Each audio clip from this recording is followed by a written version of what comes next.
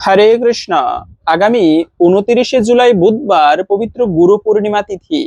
শাস্ত্রে এই গুরু পূর্ণিমার বিশেষ মাহাত্ম্য কথা বর্ণনা করা হয়েছে। যেদিনে স্বয়ং ভগবানের শক্তাবেশ অবতার ব্যাসদেব তিনি আবির্ভূত হয়েছেন। এজন্য বছরে দ্বাদশ পূর্ণিমার মধ্যে একটি শ্রেষ্ঠ পূর্ণিমা হচ্ছে গুরু পূর্ণিমা তিথি। এই দিনে কিছু কার্য করা অত্যন্ত শুভ। তাই আজকের এই পর্বে আমরা এই গুরু পূর্ণিমার মাহাত্ম্য কথা জানবো। বিশেষ করে এই দিনে বাড়িতে কোন খাবারটি গ্রহণ করা অত্যন্ত মঙ্গলজনক সেই প্রসঙ্গেও জেনে নিব। তাই আশা করছি আজকের এই তথ্যগুলো আপনাকে অবশ্যই সমৃদ্ধ করবে। ভালো লেগে থাকলে একটি লাইক করে কমেন্টে জয় শ্রী গুরুদেবের জয় একবার হলেও লিখে যাবার অনুরোধ জানাচ্ছি।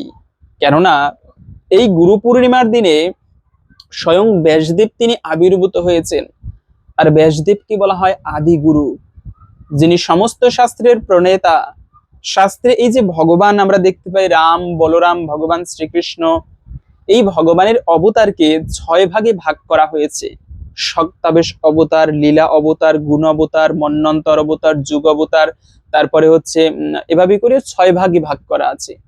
যেমন ভগবান শ্রীকৃষ্ণ লীলা পুরুষোত্তম অবতার, রামচন্দ্র ভগবান তিনি মর্যাদা পুরুষোত্তম অবতার, জীবনে মর্যাদার কখনো উল্লঙ্ঘন করেনি। যুগে যুগে যে অবতারেরা আসে তাদেরকে বলে যুগ অবতার।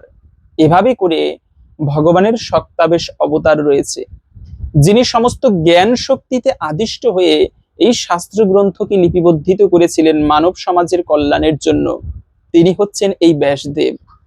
আর সেই ব্যাসদেব যেদিনে আবির্ভূত হয়েছেন সেই দিনটি হচ্ছে আষাঢ় মাসের পূর্ণিমা তিথি। যদিও এই পূর্ণিমা এবছরে শ্রাবণ মাসে পড়েছে, তথাপিও এই পূর্ণিমা কিন্তু আষাঢ়ী পূর্ণিমা। বিশেষ করে আমরা তো জানি সেই ব্যাসদেব কিভাবে আবির্ভূত হলেন। তিনি সেই পরাশর পুত্র ব্যাস, তিনি এভাবে করে সত্যবতীর গর্ভ থেকে তিনি আবির্ভূত হয়েছিলেন।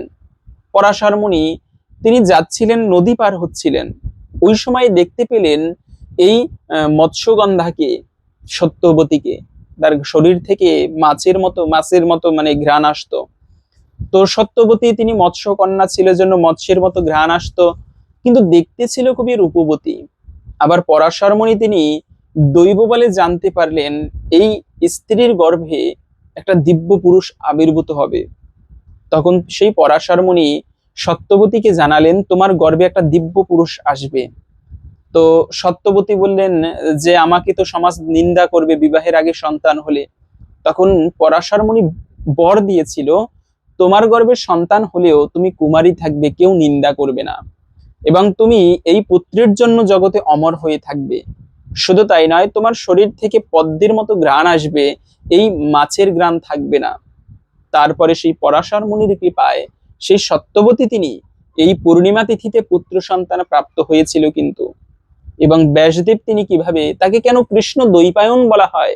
দ্বৈপ মানে দ্বীপের মধ্যে বসে তার মা তাকে প্রসব করেছিল, এজন্য তাকে দ্বৈপায়ন বলা হয়।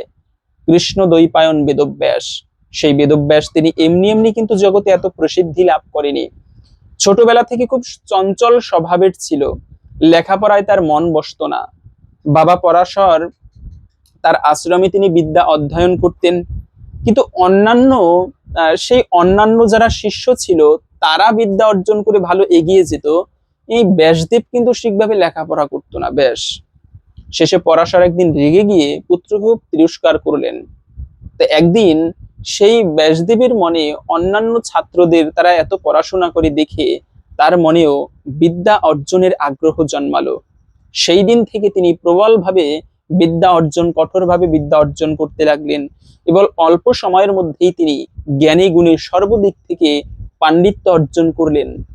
এভাবে করে তার বাবা তাকে শ্রেষ্ঠ উপাধিতে ভূষিত করলো, কৃষ্ণ দ্বৈপায়ন বেদব্যাস। সমস্ত শাস্ত্র তিনি এভাবে করে সাধনার চরম স্তরে গিয়ে এই শাস্ত্র গ্রন্থকে লিপিবদ্ধিত করেছিলেন। সেই পূর্ণিমা তিথি এতটা সাধারণ নয়। কেন গুরু পূর্ণিমা বলা হয়? কেননা ব্যাসদেব হচ্ছে আদি গুরু। জগতে আজকে যত গুরুদেব আমরা দেখতে পাই, এরা যদি ভগবানের বা ব্যাসদেবের শাস্ত্রকে অনুসরণ না করে, পালন না করে, তবে তারা গুরু হবার যোগ্য নয়। প্রত্যেকটা গুরুদেব সম্মানীয়, কিন্তু এই যে কথায় কথায় আসলে তাই মনে পড়েছে, এমনও আছে গুরুদেব বাড়িতে আসলে সে বলে দেয় ঠাকুর সেবা হবে না, আমি আছি গুরু সেবা মানেই ঠাকুর সেবা। এরা আবার ভণ্ড গুরু। কামী গুরু ভোগী চেলা দুইজনই নরকে গেলা। এজন্য গুরু গ্রহণ করতে হবে দেখে শুনে, ইনি আদৌ কি গুরু বা গুরু হবার যোগ্য? যে গুরুদেব সবসময় সৃষ্টিকর্তার সাধনায় নিজেকে নিয়োজিত রাখবে, ওই গুরুর সেবা করলে হয় প্রকৃত মঙ্গল। এখন গুরুদেব সে নিজেই ঠাকুর সেবা করে না, তার নিজের কাছে কোনো সম্পদ নেই, তার কাছে গিয়ে ভিক্ষা চাইলে আপনি কি পাবেন? এজন্য সে নিজে ভোগী। ভোগী মানে শিষ্যরা সেবা করবে সেটা গ্রহণের জন্য ইচ্ছুক, সেটা পেতে ইচ্ছুক, অথচ সে নিজে ঠাকুর সেবা করে না। তাহলে কিন্তু সেই গুরু গ্রহণ করা উচিত নয়। পক্ষান্তরে এটাও বলা আছে, গুরু ছাড়া গৌরাঙ্গ ভজে সে পাপী নরকে মজে। গুরু ছাড়া ভগবান তার সেবা করতে নেই, ভগবানও সেবা গ্রহণ করে না। এজন্য কৃষ্ণ তিনি গুরু গ্রহণ করেছেন, সান্দীপনী মুনিকে রামচন্দ্র গুরু গ্রহণ করেছেন, ভগবানের প্রত্যেকটা অবতার চৈতন্য মহাপ্রভু ঈশ্বরচন্দ্র পুরীপাদকে গুরুরূপে গ্রহণ করেছেন। গুরু বরণ করতেই হবে কিন্তু। তো যাই হোক, মূলত এই পূর্ণিমা তিথি এমনিতেও তো আমরা জানি বড়ই শুভ দিন। পূর্ণিমার দিনে আমাদের জীবন প্রবাহ ঊর্ধ্বমুখে থাকে এবং অমাবস্যার সময় জীবন প্রবাহ নিম্নমুখে থাকে। তাই পূর্ণিমা এবং অমাবস্যা তিথি খুবই শুভ। বিশেষ করে এই গুরু পূর্ণিমা তিথি, এই দিনে আপনারা বাড়িতে মায়েরা বিশেষ করে লক্ষ্মী নারায়ণের বিশেষভাবে সেবা দিতে পারেন। এটি অত্যন্ত মঙ্গলময়। এই পূর্ণিমা তিথিতে লক্ষ্মী নারায়ণের সেবা, অনেকে তো সন্ধ্যাকাল পর্যন্ত ব্রত করে লক্ষ্মী নারায়ণের পুজো করে, এটিও করতে পারেন। কেননা এই দিনে লক্ষ্মীনারায়ণের যে কোনো পূর্ণিমা তিথিতে লক্ষ্মীনারায়ণের পুজো করা হলে এতে গৃহের দারিদ্রতা দূরীভূত হয়। তো এই পূর্ণিমা তিথি শুরু হবে আগামী 28শে জুলাই মঙ্গলবার সন্ধ্যা 6টা 36 মিনিট থেকে 29শে জুলাই বুধবার রাত্র 8টা 10 মিনিট পর্যন্ত। এই সময়টুকুর মধ্যে এই পূর্ণিমা তিথি থাকবে। তাই উদয়া তিথি মেনে আমাদের এই পূর্ণিমা পালন করতে হবে 29শে জুলাই বুধবারে। তো এইভাবে করে বিশেষ করে এই শুভ দিনে সব থেকে শ্রেষ্ঠ একটি কাজ হচ্ছে, এই দিনে ভক্তরা যারা বৈষ্ণব রয়েছে তারা হচ্ছে অর্ধ দিবস পর্যন্ত ব্রত করে গুরুদেবের পুজো করে। গুরু পূজা করা কেন গুরুত্বপূর্ণ? শাস্ত্রে বলা হয় গুরুদেবকে যদি প্রসন্ন করা যায় ভগবানের পর্যন্ত কৃপা লাভ করা যায়।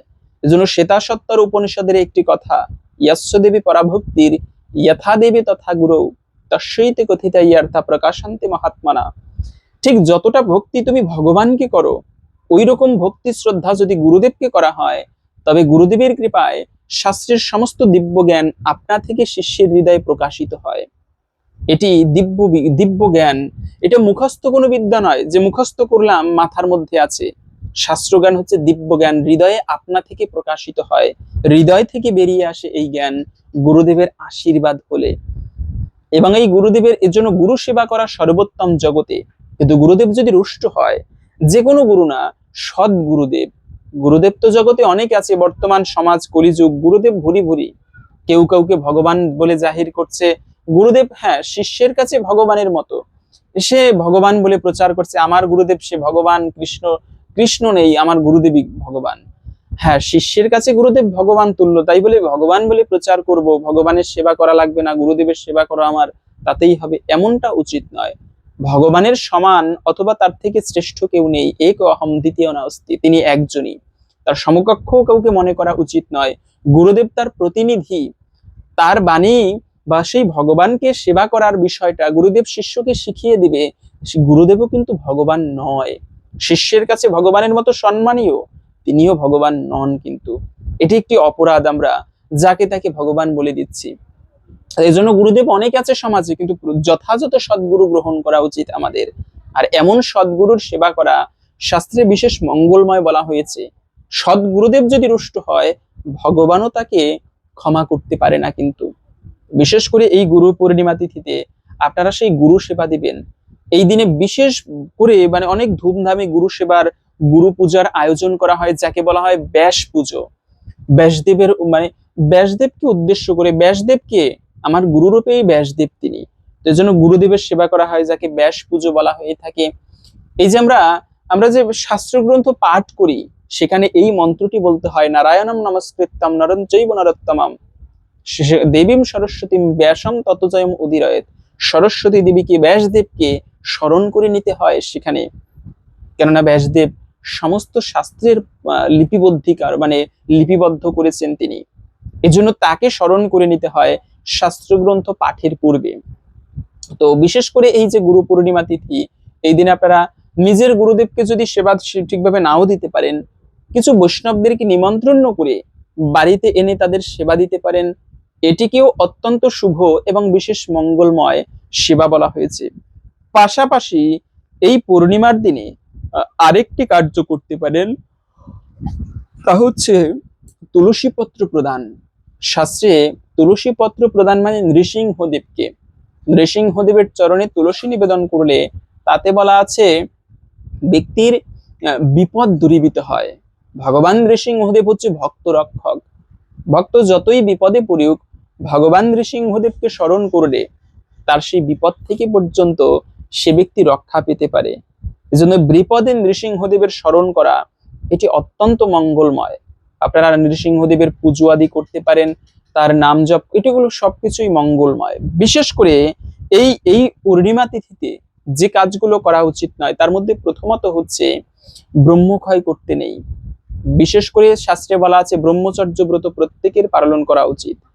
একমাত্র মানে যারা স্বামী স্ত্রী রয়েছে তারাও এই পূর্ণিমা, যে কোনো একাদশী ব্রত, এই সমস্ত দিনে শারীরিক সঙ্গ করা কিন্তু উচিত নয়। কেননা শরীরে নদীর অংশ এই পূর্ণিমার দিনে জীবন প্রবাহ ঊর্ধ্বমুখে থাকে, তাই ক্ষৌর কর্ম পর্যন্ত মানে করতে নেই। চুল, দাড়ি, নখ এগুলো কিন্তু পূর্ণিমাতে কাটা উচিত নয়। বিশেষ করে তুলসী পত্র চয়ন, আপনারা পূর্ণিমার আগের দিনে তুলসী চয়ন করে রাখবেন, কিন্তু ভুলেও পূর্ণিমাতে তুলসী চয়ন করতে নেই। এতে হরির মস্তক ছেদনের সমান পাপের ভাগী হতে হয়। এভাবে করে আপনারা তুলসী চয়ন করা থেকেও বিরত থাকবেন। তো যাই হোক, এখন আসুন আমরা ধৈর্য ধরে জেনে নিচ্ছি এই গুরু পূর্ণিমার মাহাত্ম্য কথা। কেন গুরু পূর্ণিমা তিথি এতটা গুরুত্বপূর্ণ আমাদের সনাতন ধর্মে, এই পূর্ণিমা পালন করলে আমরা কি ফল প্রাপ্ত হতে পারি। আসুন তাই কিছুক্ষণ সময় গুরু পূর্ণিমার মাহাত্ম্য কথা শ্রবণ করি। এরপরে ভিডিওর মূল প্রসঙ্গ, এই দিনে কোন খাবারটি গ্রহণ করার মাধ্যমে আমাদের বিশেষ সৌভাগ্য তথা সমৃদ্ধি লাভ হবে। গুরু পূর্ণিমা সনাতন ধর্ম, দর্শন এবং সংস্কৃতিতে আষাঢ় মাসের পূর্ণিমা তিথি অত্যন্ত পবিত্র এবং তাৎপর্যপূর্ণ। এই বিশেষ দিনটিকে গুরু পূর্ণিমা বা ব্যাস পূর্ণিমা বলা হয়। মানব জীবনে অজ্ঞানতার অন্ধকার দূর করে যিনি জ্ঞানের আলো প্রজ্বলিত করেন, তিনি হলেন গুরু। গুরু পূর্ণিমার এই মহা পুণ্য লগ্নে সনাতন ধর্মের সর্বশ্রেষ্ঠ মহর্ষি এবং আদিগুরু কৃষ্ণদ্বৈপায়ন বেদব্যাসের আবির্ভাব ঘটেছিল বলে এই দিনটি তার প্রতি শ্রদ্ধা নিবেদনের জন্য বিশেষভাবে পালিত হয়। নিচে গুরু পূর্ণিমার মাহাত্ম্য এবং মহর্ষি ব্যাসদেবের জন্মকাহিনী ও তার অসীম অবদানের কথা বিস্তারিতভাবে আলোচনা করা হলো। গুরু পূর্ণিমার মাহাত্ম্য এবং তাৎপর্য। সনাতন ঐতিহ্যে গুরুদেবের স্থান দেবতার চেয়েও ঊর্ধ্বে বা উচ্চে বিবেচনা করা হয়। সংস্কৃত ভাষায় গু শব্দের অর্থ হলো অন্ধকার এবং রু শব্দের অর্থ হলো অন্ধকার দূরকারী, অর্থাৎ যিনি শিষ্যের জীবনের অন্ধকার রূপ, অজ্ঞানতরূপ অন্ধকার দূর করে জ্ঞানের আলোর পথ প্রদর্শন করেন, তিনি হলেন শ্রী গুরুদেব। ব্যাস পূর্ণিমা মহর্ষি ব্যাসদেবকে সনাতন ধর্মের আদি গুরু এবং প্রথম গুরু হিসেবে মান্য করা হয়। এই আষাঢ়ী পূর্ণিমা তিথিতে সেই ব্যাসদেব জন্মগ্রহণ করেছিলেন, তাই তার আবির্ভাব তিথিকে স্মরণ করে তার প্রতি কৃতজ্ঞতা জ্ঞাপন করতেই এই দিনটি ব্যাস পূর্ণিমা হিসেবে উদযাপিত হয়। গুরু পূর্ণিমা হলো গুরু শিষ্য পরম্পরা এবং ঐতিহ্য সম্মান জানানোর দিন।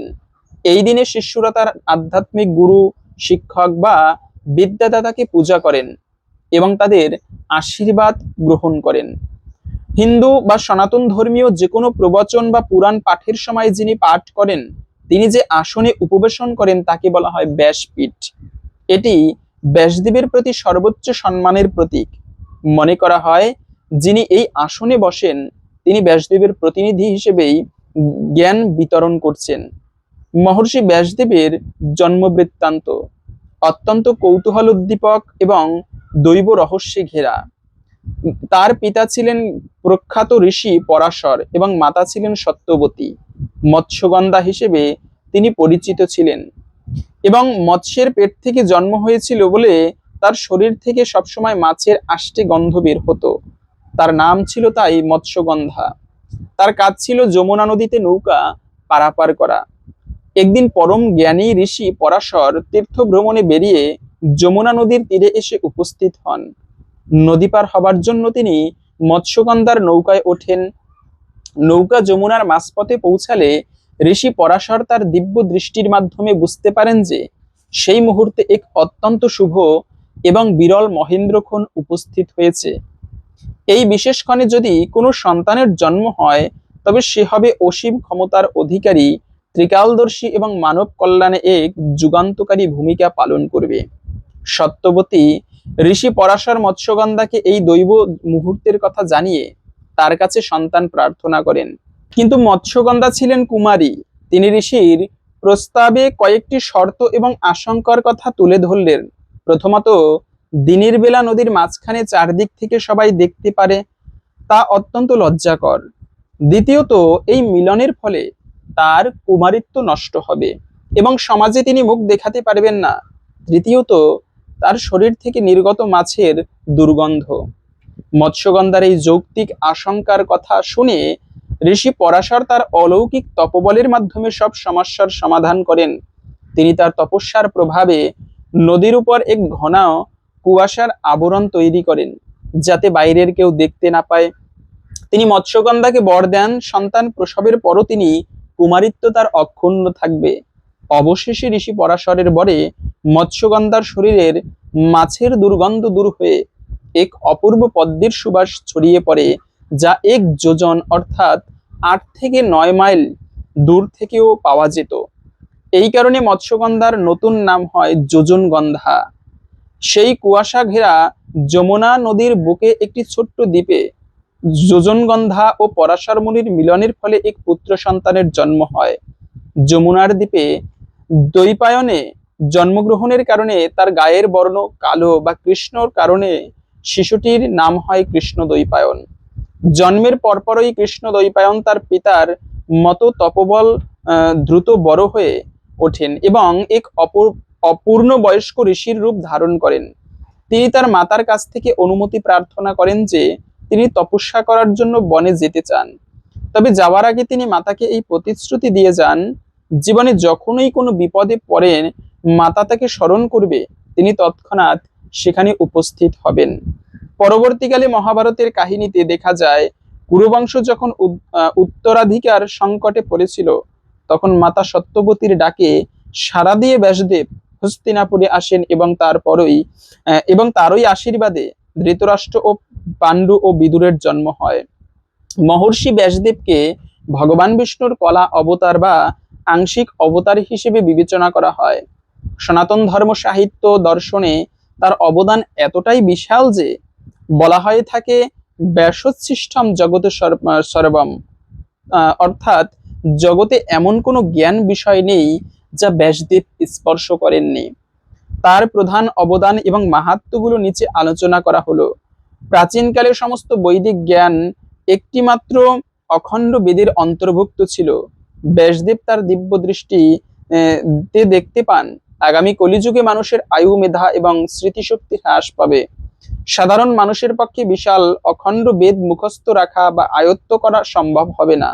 তাই মানব জাতির কল্যাণে তিনি বেদকে 4 ভাগে বিভক্ত করেন: ঋক, সাম, যজু এবং অথর্ব।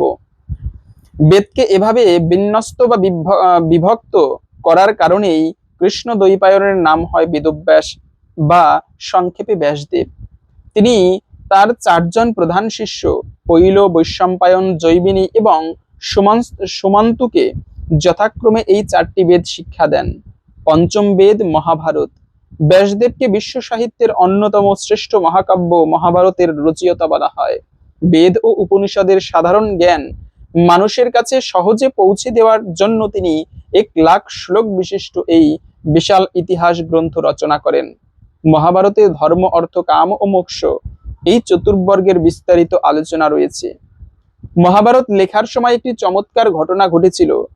ব্যাসদেব এমন একজন লিপিকারের প্রয়োজন ছিল যিনি তার দ্রুত উচ্চারিত শ্লোকগুলো বিনা বাধায় লিখে যেতে পারেন। তখন ব্রহ্মা তাকে ভগবান গণেশের কাছে যাবার পরামর্শ দেন। গণেশ রাজি হন, তবে একটি শর্ত দেন, লেখার সময়ে কলম এক মুহূর্তের জন্য থামবে না। ব্যাসদেবও পাল্টা শর্ত দেন যে গণেশ কোনো শ্লোকের অর্থ না বুঝে লিখতে পারবেন না। এরপর ব্যাসদেব মাঝে মাঝে এমন কিছু জটিল শ্লোক বলতেন যার অর্থ বুঝতে গণেশের কিছুটা সময় লাগতো, এবং সেই অবসরে ব্যাসদেব আরো অনেক শ্লোক রচনা করে দিতেন। এভাবে করে ব্যাসদেব মহাভারত, অষ্টাদশ পুরাণ, ব্রহ্মসূত্র এবং আরো তিনি অনেক কিছু রচনা করেছিলেন সনাতন ধর্মের মানব জীবের কল্যাণের জন্য। শুধু তাই নয়, সনাতন ধর্ম মতে 8জন মহাপুরুষকে চিরঞ্জীবী বলা হয়।